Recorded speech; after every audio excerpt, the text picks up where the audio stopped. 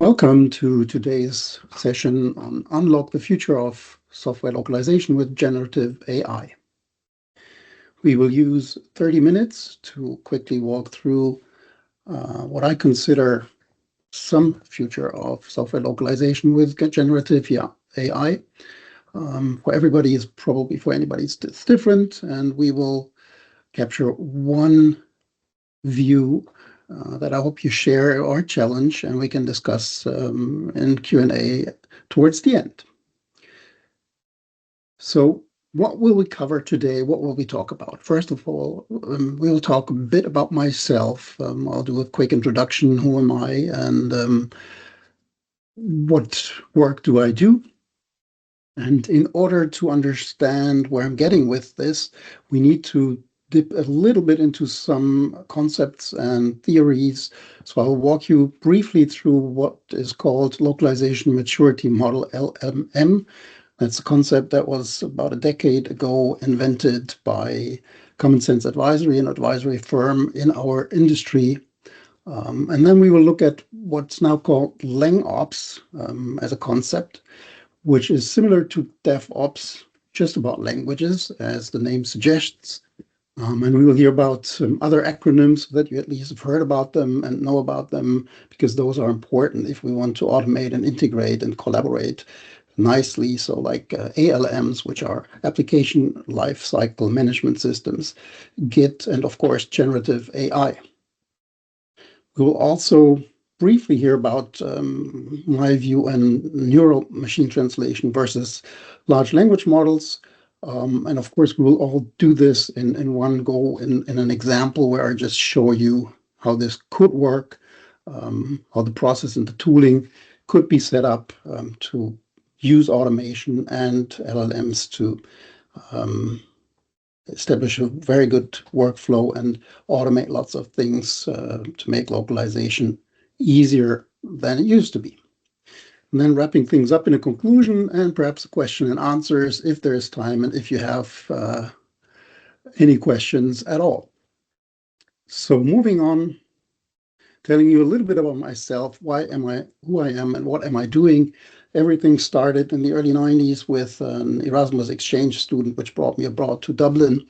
And that made it possible for me to join the industry in 1993 and found Locatech with my partner Dirk Löhn back then, which evolved into a consortium of companies in 1998, where in the LCJ-EIG we combined companies from Germany, Italy, Belgium, and Spain, with a focus on Microsoft as a customer and Microsoft as a platform, so customers and clients and partners of Microsoft that use Microsoft solutions and technology.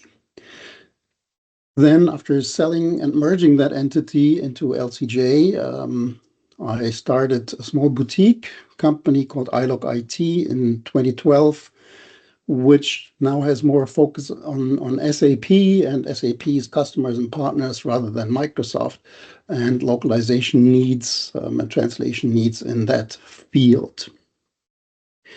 So initially, I had the idea to warm up the meeting a little bit with a Mentimeter. I think we will skip this so that we have enough time to walk through the slides and have questions and answers at the end.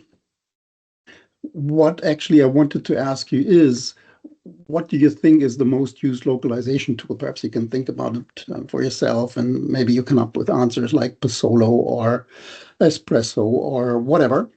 What I think and what I've learned, even though everything has evolved a lot in the industry in recent years, or over the last 2-3 decades even, the most commonly used tool is still Excel. When you look at how language data is sent around and handled, in a lot of cases, even in larger companies, Excel is the tool of choice where there are just a couple of columns with languages and strings, and that's how localization is done. I guess not in your organizations, but they still exist. That leads us to what I initially introduced and mentioned as the Localization Maturity Model. which was coined, as I said, about a decade ago by the company Common Sense Advisory, CSA. Now there are a couple of other advisory firms. Back then, that was basically the only and first one in the industry that would help corporate clients with their localization needs, but also LSPs, localization service providers, with changing and improving their service offerings. And they invented, based on the capability maturity model, which is a model that helps organizations to identify and manage the maturity of their organization. They adopted that to localization and called it the Localization Maturity Model. And it has basically 5 stages. And for the sake of it, in today's presentations, I added a 6th one, which you'll see in the end. So I just run you quickly through that you have an understanding, or at least have heard about it. And it's important to understand this and see this because of where I want to get at. So the first stage in the localization maturity model is the reactive stage, which basically means that localization happens ad hoc. Whenever something comes up, there's a new feature, a new tool, a new product, whatever, somebody shouts, "Oh, we need this localized," and it's basically like quick fixes and inconsistent processes. It's just managed as a random request. The next step would be repeatable. When an organization or a team or even just one person in the organization has established some basic processes for some requests, but there's still a large variability and requests change over time and are not handled in the same way properly. On a development side, what happens usually before that step even occurs in localization, that development does look at internationalization of their products and also at some build automation so that they have actually already established some early on in the process, some stages and steps that help them with internationalization and building the product, not just in one language, but multiple languages. So the next step would then be the managed phase, as CSA calls it. That is when the processes that make out localization are already defined, and there's actually people and at least roles and responsibilities defined who assumes what in that process in localization. So everything is more coordinated, and you will achieve more consistent quality as the output from that process. When you move to stage 4, which is called optimized, you're actually looking at what you've done until stage 3 and look at continuous improvements. So that step by step, project by project, you look at what went well, what went not so good, highlights, lowlights, collect feedback, and refine the localization process. And you're also starting to look at tools that make things easier and how to automate first steps. And usually, when you reach that step, before that, the development already started to look at and think about DevOps as a principle, and I'll get to what DevOps is on a very high level in a second. The next step after that would be what is called transparent. That means your team, the localization effort of your organization, is getting more exposure within the whole organization. Things are getting transparent, what you're doing, and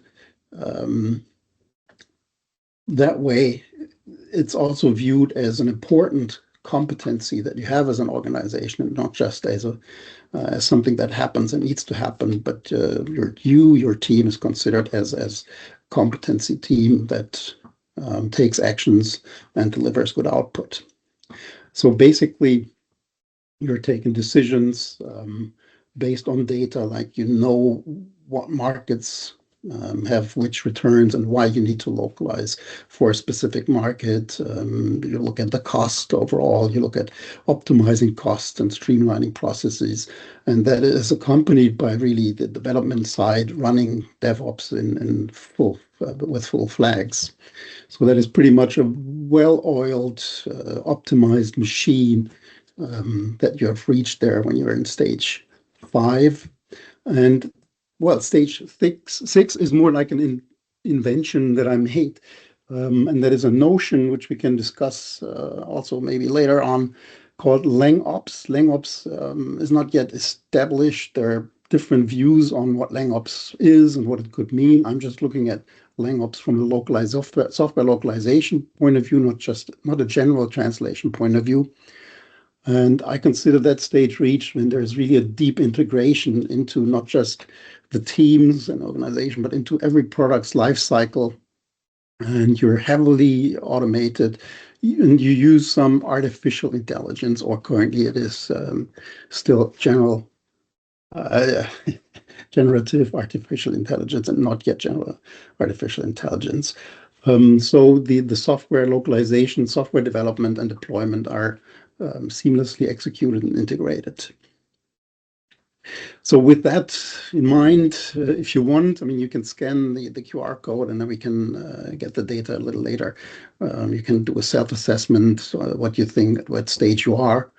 But moving on, I want to briefly describe what I consider LangOps to be, as opposed to some other people, perhaps in the industry or in the broader language industry.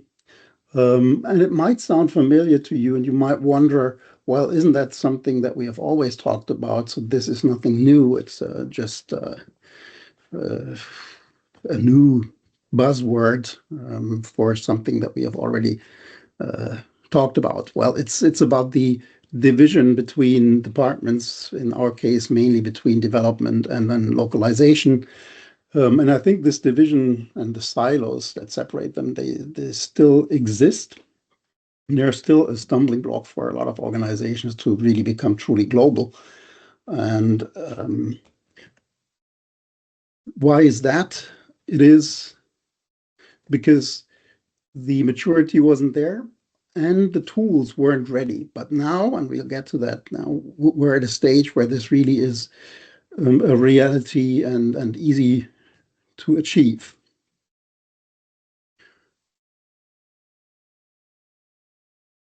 So it's as I said, LangOps is a natural extension to DevOps. So when you're running development and operations of your software products in one integrated fashion, you just plug in localization and it becomes LangOps. That is my view on it. And what it does, it breaks down these silos, but not just because of the tools. I mean, the tools are really important that we have cloud-based tools these days, that we have such thing as generative AI. But what is more important is it's not the tools themselves that really make the difference. They are like prerequisite. They have to exist, otherwise this won't work. What has to change and what will change is really the way you collaborate and the mindset in your organization that becomes much more collaborative, and that way able to accelerate the delivery of products, either localized or not. But that is really the change. It's really a mindset change and an organization change rather than a technology or process change. And you come to the integration of all these tools, so that international really is an intrinsic part of your organization and every product, and not just a process or a department that delivers something as an output. And you do that continuously throughout all the cycles of software design, software development, and delivery. And of course, it is automated with workflows. So you automate the project setup, you automate the translation, and you automate the quality assurance to the extent possible. And what I mean by that, and when you can use this and implement this, we will see on the next slide. which shows you basically a core element of this concept that comes from the DevOps, where and from agile methodologies, which is called MVP in agile development. It's the minimum viable product. And translated into localization, I call it MVL, the minimum viable localization, so that you're putting out to your audience, to your customers, to your employees, depending on what kind of application you're developing and rolling out. You're putting out something that has a requirement fulfilled with all the languages that were required are included, but the resulting product is pretty much like 95%, that the creation is automated by 95%. So that has, of course, a couple of pitfalls and problems, and we'll get to that in a bit. But overall, when you run this automated output generation of what I call MVL, you reduce your risk tremendously, because you can identify potential problems very early in the process, because it's, as I said, everything is automated and you see the result kind of like instantly. And with that, you can collect feedback on the user experience of local users. Local means local in a specific market with a specific language. And of course, it enables you to accelerate your time to market, which can, of course, be a large and a good competitive advantage.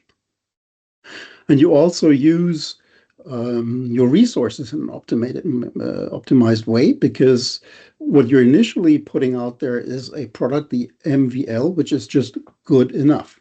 Yeah, it's not a perfect product from a linguistic point of view, but it is hard to achieve in the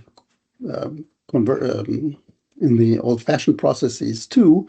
So the question remains, how much worse is good enough compared to what you may have delivered before? And we will look into this detail a little bit, because the question that I'm asking is really, when we look at automation also of the translation with previously machine translation and neural machine translation and now generative AI, what is, from the process that you currently deploy, really the big difference between a human localizer and the machine? And where do they struggle, and where most of the time, what are the reasons for things not going as you expected and not getting the output and quality that you were hoping for? And I hope you agree the three elements that, from my experience, have the largest impact are context, which is missing, obviously, and thus the translation doesn't fit. Terminology not defined or not well defined, and existence or non-existence of style guides. And context, I would like to enlarge that concept not just to text or other information, but to visual context, so that you actually see what you're localizing. Where does your string appear?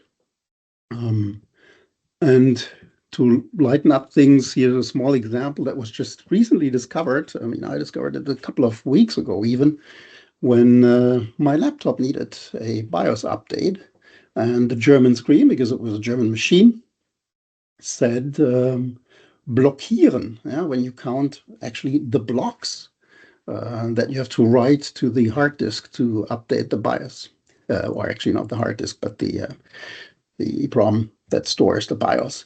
So blockieren in German also means blocks in English, of course, but it's something else entirely from a meaning point of view. So here you need context. Otherwise, neither a human being nor a machine can get this translation right. If you just see block or blocks in English, it's hard to tell what it really means. And the context is actually the key differentiator between what we have seen previously in terms of machine translation and have at our disposal now with LLMs, large language models, or generative AI. Because with machine translation, you're either using one solution by one service provider that has a machine translation engine that you're that you can integrate into your processes so you have one-fits-all solutions. Or if you have the data and the knowledge and the budget, you might source a customized machine translation engine that is specific to or your domain or even company specific, that improves the output quality. But it's, again, something that is more static, either for a broader audience or for your company, and doesn't evolve over time, or more importantly, it doesn't change per instance, per project, per localization that you are running. And that is possible with LLMs, because when you query them, you can actually send along with your query the context of that project, of that string, and reference material that helps the machine to understand in what context does this text appear, and thus what will be the most appropriate translation in French, in German, in Chinese, and so forth. And like with machine translation before, also with LLMs, the terminology that you're either building or that you're extracting with the help of generative AI can be injected in real time in the process with the utilization of appropriate tools and workflows. So the role, just to mention that briefly, also of you as a person in the organization has either a responsibility or at least some connections and collaborations with localization changes, because everything is now luckily cloud-based. If not in your organization, I suggest that you're looking into how your tools and processes can be changed so that everything is cloud-based, because otherwise the real-time and online collaboration and automation won't work. And as a owner of localization, you're like a product owner in that sense in agile development. You own basically international, and you work with the same tools. I mentioned that earlier on, application life cycle management systems as development, as designers, as key users that formulate their requests and build users and user stories and so forth. And you're working with these tools and systems just like anybody else, even though you're the localization responsible. You should also have some knowledge, some general basic knowledge at least, about how development organizes their data in version control like Git. And you should be, to some extent, knowledgeable in generative AI, like how to prompt and how to optimize prompts so that you get the desired result from your process. So in an example that we will now look at in the last 5 minutes, we will look at what we actually need. We need everybody using the same application lifecycle management system. We need an integration with repositories like Git, where information, resources, strings are stored, build pipelines for automation, and we need context from those application lifecycle managements that we can push to our cloud-based localization so that generative AI can enrich with context and terms. And we'll also briefly look at how you can make a review either automated or through crowdsourcing or manually based on automated QA. So this is the view of Jira in this example here, a application lifecycle management system, which is utilized to mostly in agile scenarios to organize the development of a product, of a feature. And you integrate basically your localization and localization requests into these systems so that you actually have a direct link and integration to your localization platform in that application lifecycle management system, and can set up the requirements, the languages that you need in this system here. Once that is done, you're basically pushing everything automatically once a certain development stage is reached into a repository where the information is stored, and that triggers the automatic creation of a localization project or a component that needs to be localized. And now comes the trick with generative AI, what you're doing is you're basically taking here in this field, you're giving some general instructions how to behave, and you're taking automatically by API, copying it over, you're taking instructions and information from the epic or the feature description in your application lifecycle management, and thus give the generative AI module, the engine, information about what this feature does, for whom it is designed, how they will work with the system. So much more context than a localizer would usually have, and you make that available to the engine to work with. So that this works, I'll show you in a quick example here as proof of this concept with LLMs. We will look at the translation of this nice German word Anlage into English. Yeah, Anlage can mean so many things. So when you just look at this simple example and look at just DeepL and OpenAI as providers for your automatic translation that you have really like an automatically generated multilingual product, you will get these two proposals, most likely at least. Attachment from DeepL and investment from OpenAI. They're not bad, but are they correct in your context? So when we copy information into this prompting request that we send to, in this case, OpenAI, which specifies what are we doing. We're saying this is like you're an SAP finance translator, so with very specific knowledge, and we're telling the system what's happening here. The result is that OpenAI out of a sudden will return asset rather than investment. And that occurs, that works in most scenarios and improves quality quite a bit. And once you have automatically translated everything in your cloud-based system, you can run automated checks that look for errors in formatting, in programming code errors, XML, other linguistic tasks. And then you can prioritize those and see whether you get notifications about them and work on those to fix them. You can, for instance, also do visual reviews by scripting the generation of screenshots that you add to such a cloud-based system so that you can actually review things in context. You can also use crowdsourcing, just throwing out the words here where internal people or your community actually reviews them and votes on suggestions, and you automatically accept the suggestion with the highest votes. So these are just things that I wanted to throw at you, ideas how you can work with a cloud-based system to improve these things and automate your localization completely. So in conclusion, to reach this stage where everything is automated for at least a minimum viable localization product, a certain level of maturity, 5 presumably is needed in our initial concept. You have to have some knowledge about DevOps and other things so that you can talk and align well and collaborate in a good fashion with developers. And the key, of course, for context, which makes all the difference with large language models, is the integration and automation that you integrate with where things are created, where information is created in mostly application lifecycle management.